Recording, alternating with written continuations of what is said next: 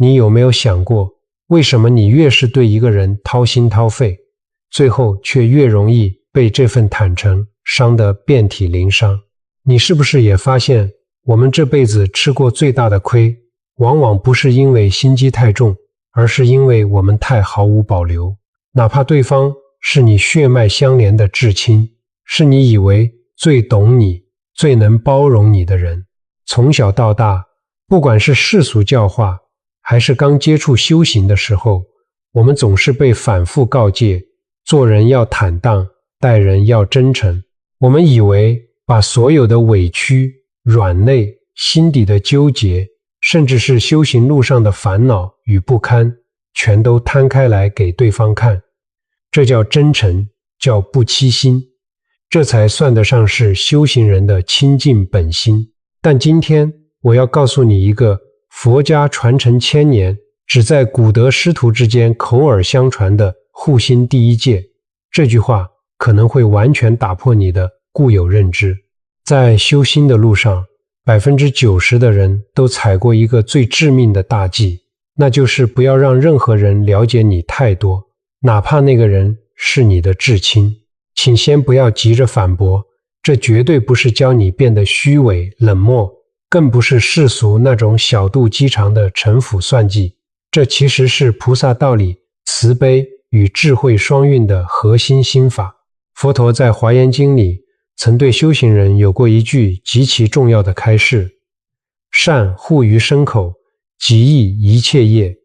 惭愧而自防，是明善守护。千百年来，无数人只读懂了表层的意思，以为这只是教我们不要说妄语，不要做恶事，但其实真正的善护身口意是一次降维打击般的智慧。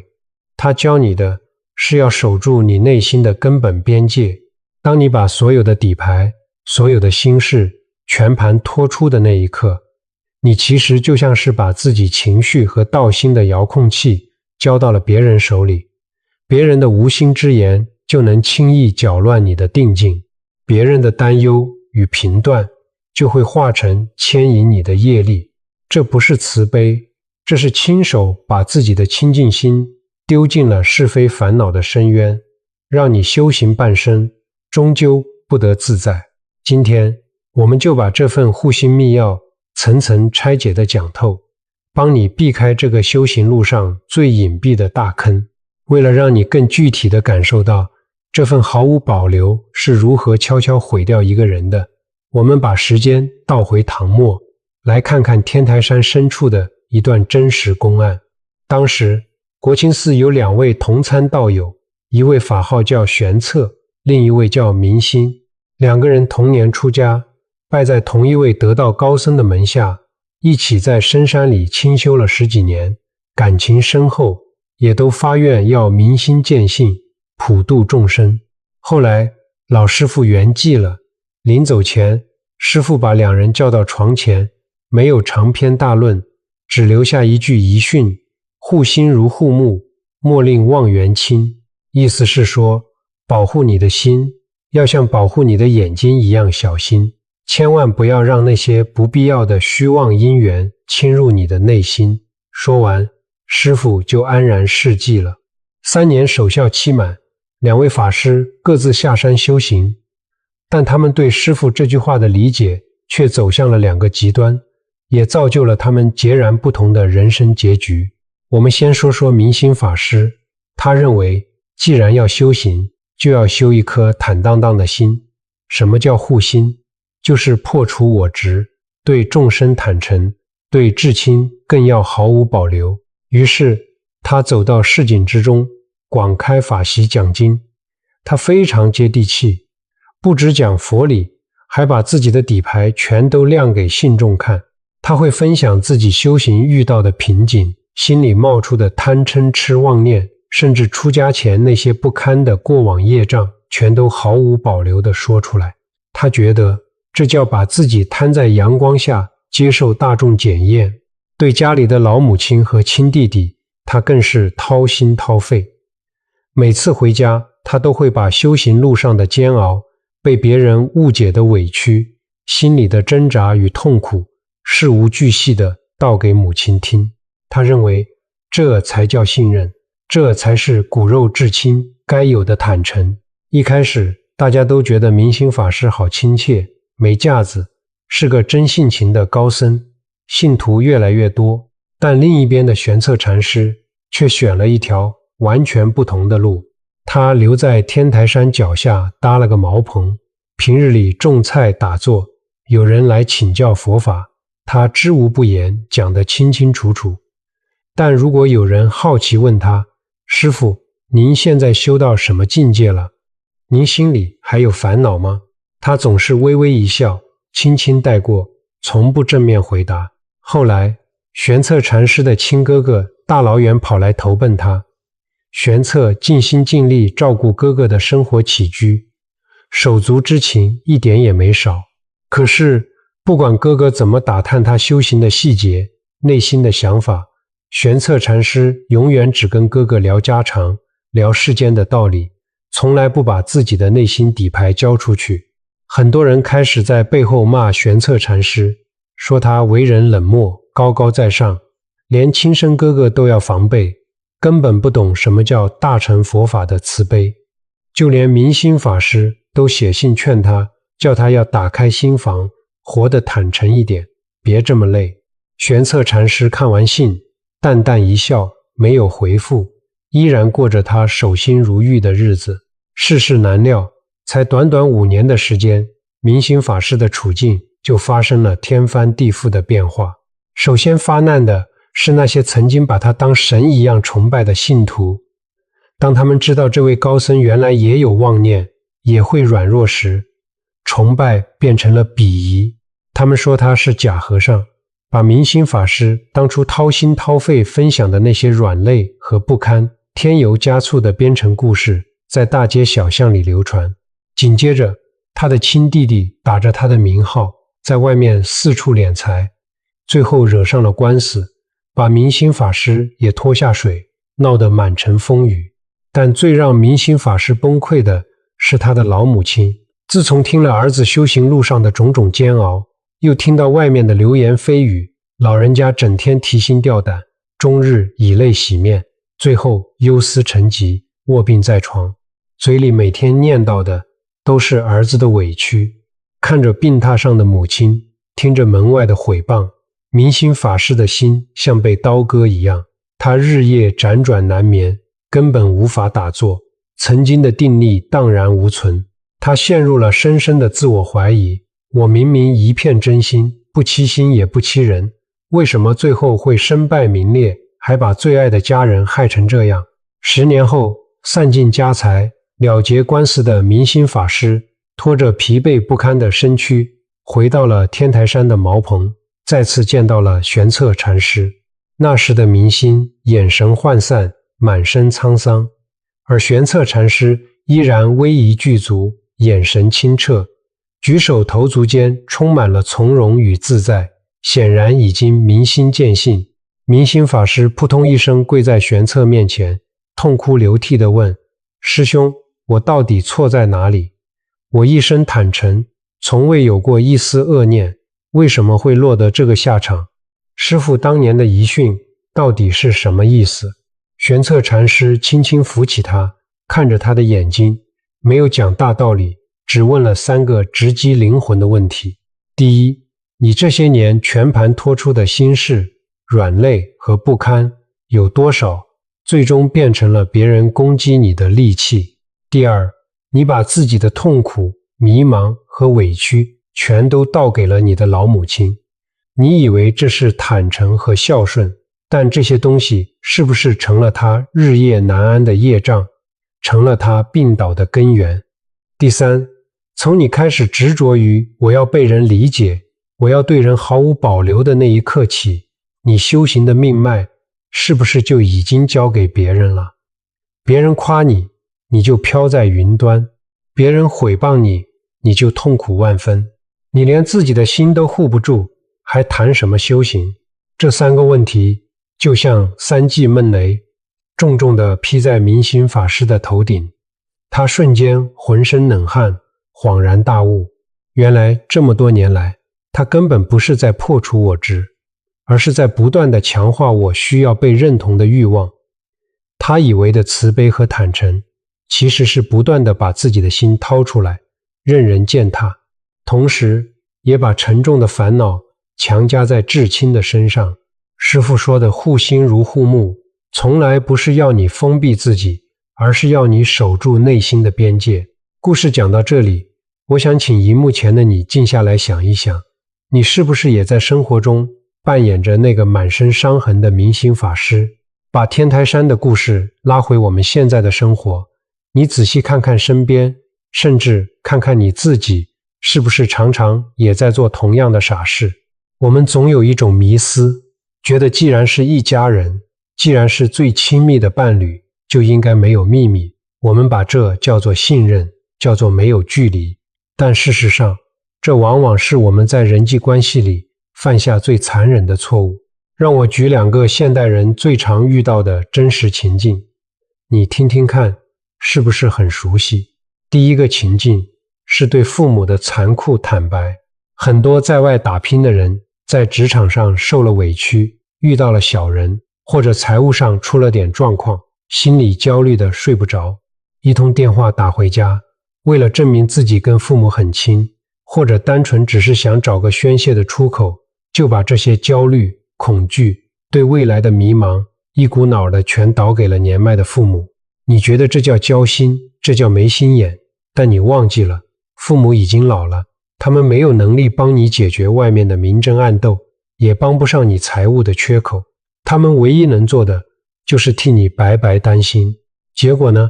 你说完心里舒坦了，转头就去睡了，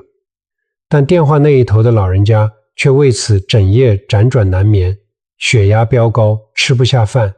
整天都在为你的未来提心吊胆。你以为你在分享生活，其实你是在折损他们的寿命，把你的业力、垃圾强行倒进了他们原本平静的生活里。第2个情境是对伴侣的过度透明。有很多人觉得，在枕边人面前就应该完全卸下伪装，于是你在外面对于别人的算计，心里的阴暗面，对生活所有的抱怨和不满，甚至是那些毫无根据的猜忌，全都不加修饰地摊在伴侣面前。你以为这是夫妻同心，却不知道你正在慢慢摧毁你们关系里的避风港。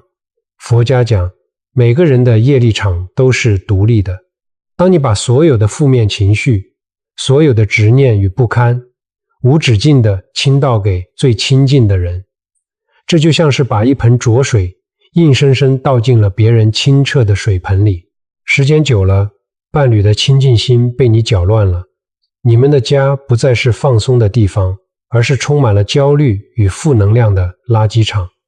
这不是信任，这是一种极度自私的消耗。地藏经里面有一段话说得很明白，父子至亲，其路个别，纵然相逢，无肯代受。意思是说，就算是亲生父子，在面对各自的因果和业力时，也是各走各的路，谁也无法替谁承担。我们总以为把心事说出来是在结善缘，但如果你吐露的全是烦恼、执念和负面情绪，那你结的其实是妄缘，是纠缠不清的烦恼缘。真正的慈悲是什么？真正的慈悲是不添人烦恼，不扰人清净，自己造的因，自己去承受自己心里的苦，学会自己去消化。这不是教你拒人于千里之外，而是要你懂得守住边界，不要因为你渴望被理解，渴望被安慰，就自私地把沉重的包袱挂在最爱你的人身上。给亲情留一点空间，给伴侣留一点亲近，这才是最深刻的保护，也是最难得的修行。听到这里，很多人可能会在心里打上一个大大的问号。佛家不是常说众生平等，要我们视一切众生如父母吗？为什么现在又说连对自己的亲人都不能全盘托出？要解开这个疑问，我们就要来拆解这份千年护心密码背后的底层逻辑。这也是我们每一个人在生活中必须跨过的最重要的一道坎。首先，我们来谈谈修行的核心，也就是佛家常说的破我执。你仔细觉察一下，当你想把心事、委屈，甚至是你自豪的成就全盘说给别人听的时候，你心底真正渴望的是什么？其实你渴望的是被懂，是被接纳，是被认可。但在《金刚经》里，佛陀不断提醒我们要做到无我相、无人相、无众生相、无寿者相。这是什么意思呢？用白话来说，就是不要太把我想当一回事。每一次当你拉着别人说我的想法、我的感受、我有多委屈的时候，你其实都是在为这个虚幻的我不断地刷存在感。你越是渴望别人懂你，你这个我执就越坚固。结果是什么？结果就是你的心完完全全被别人绑架了。别人点头称赞，你就觉得自己有价值，整个人飘上了天。别人要是稍微质疑一句，甚至是不理你，你就痛苦万分，心直往下沉。你的心情就像是挂在别人嘴边的溜溜球，这样你又怎么可能获得真正的平静与自在呢？再来，我们说说口业。很多时候我们以为只要不骂人、不说谎就没有造口业，但其实在佛家的眼里，口业背后连着的是你的意业，也就是你的念头。当你把心里那些还没消化的情绪、执念，甚至是对别人的算计，随意地说出口，这就像是把心里的杂草种子顺着风撒了出去。别人听到了，心里产生了评价，产生了分别心，这就在无形中结下了不必要的妄缘。这就是为什么古人常说事以密成，语以谢败。这句话真的不是教你耍心机，而是提醒你，话一旦说出口，因缘就变得复杂了。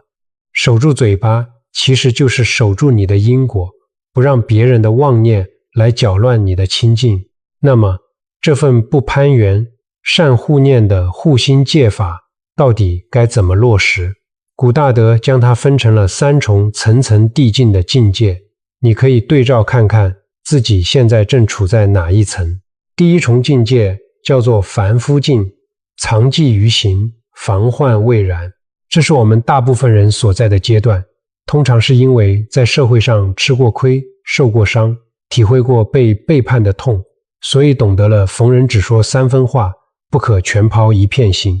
在这个阶段，你学会了隐藏底牌，处处防备，这确实能帮你避开很多世俗的麻烦，但这还不是真正的修行。为什么？因为你心里还是有恐惧，不说是因为怕被伤害，你防备是因为怕被算计，你的心依然被外界紧紧抓着，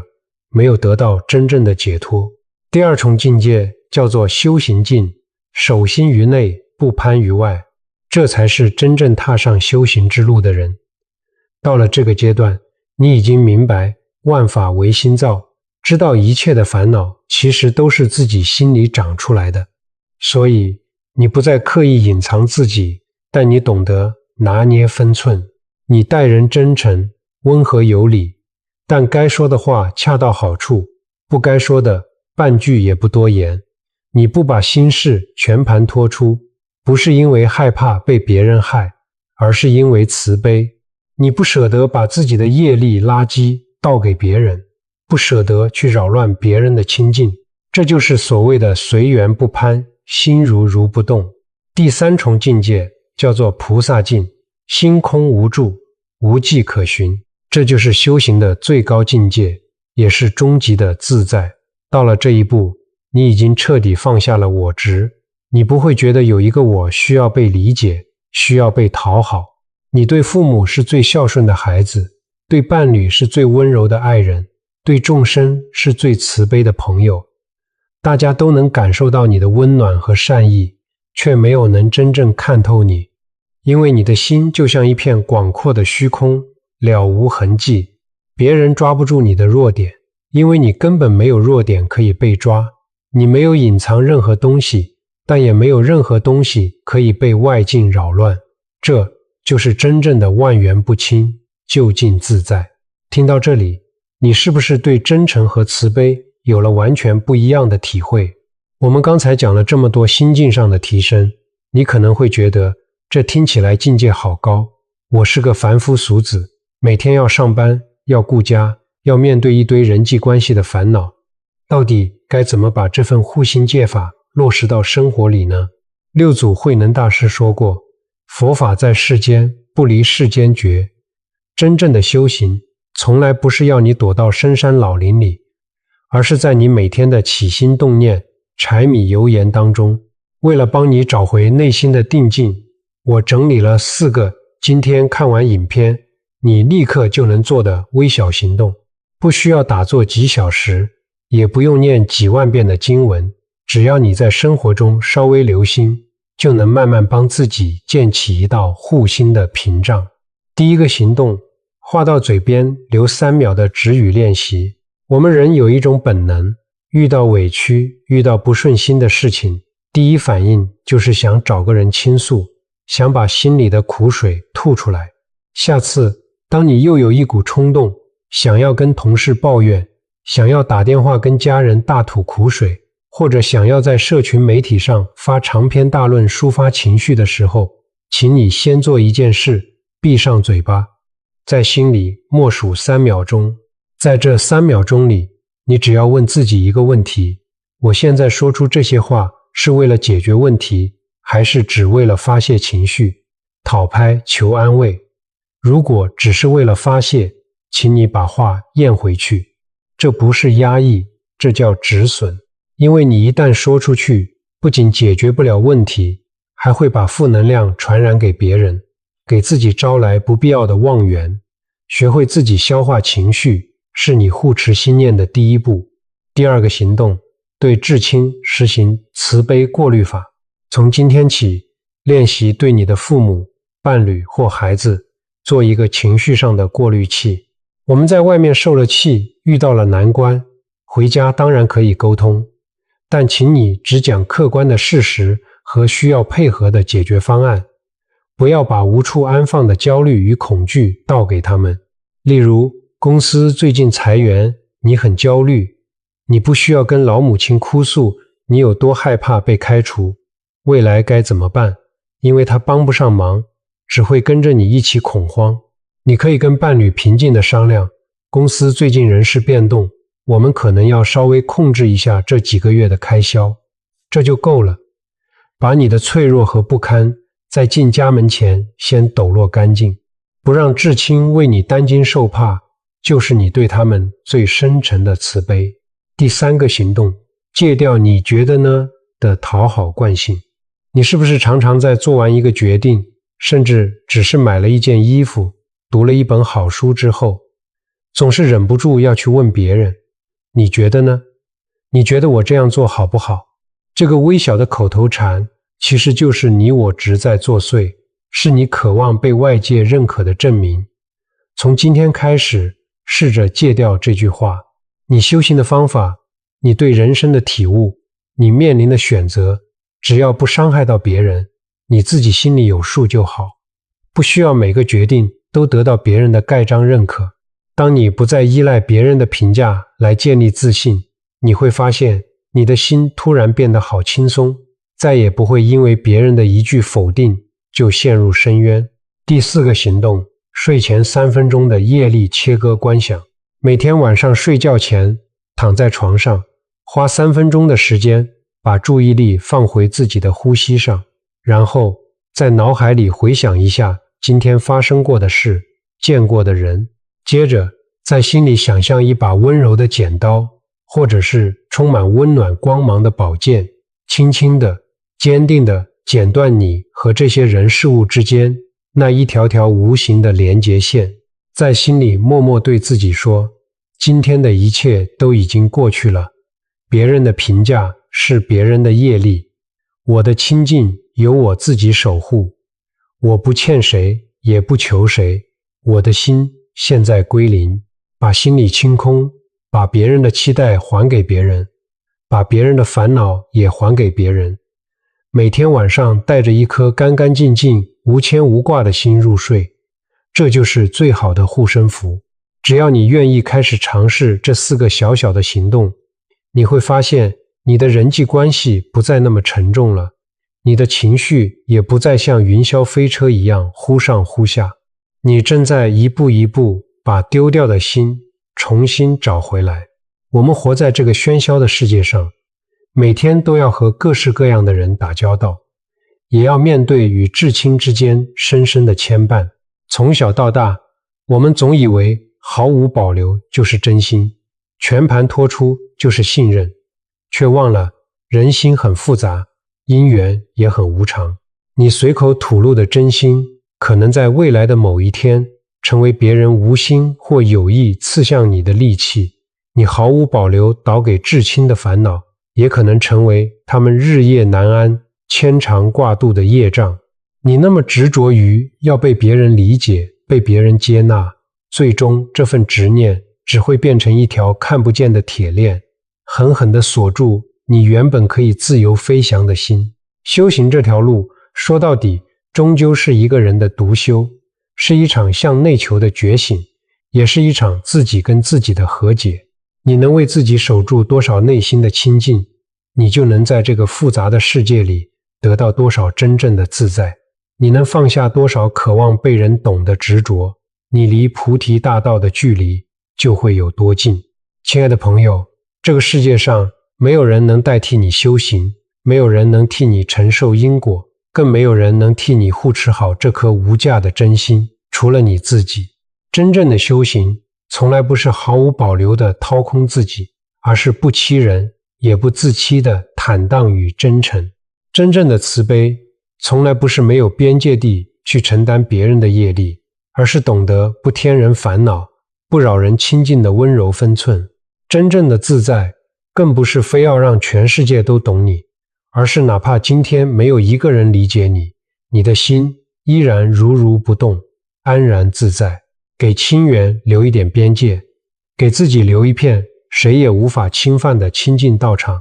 这才是我们在红尘中对彼此最深沉的慈悲。如果你今天听懂了这份传承千年的护心密钥，愿意开始在生活中为自己建立起一道慈悲的边界，避开人生与修行路上这个最容易踩空的大坑，请你给这支影片点个赞。如果你身边也有那种总是爱掏心掏肺，最后却把自己弄得遍体鳞伤的亲人或朋友，请你把这支影片分享给他，让他也能接住这份来自古大德的慈悲开示，在人生的路上少走一点弯路，少受一点委屈，护持好他原本那颗善良的真心。最后，我想邀请你在留言区留下一句为自己也为众生祈福的善言，或者跟着大家一起打出这8个字：守心护念，自在安然。让我们在这支影片的下方，把所有的清净愿力汇聚成一个强大温暖的正向磁场。当你打出这句话的时候，其实就是在你自己的心田里种下了一颗无比清净的善种子。愿这份善念能化作一道柔和的光，护持着你在未来的每一天，不被妄缘牵引，不被烦恼困扰。愿我们每一个努力生活、用心修行的人，都能守住内心的那片清净道场，活成一道自在的光，不退不转，一路安然，终得大自在。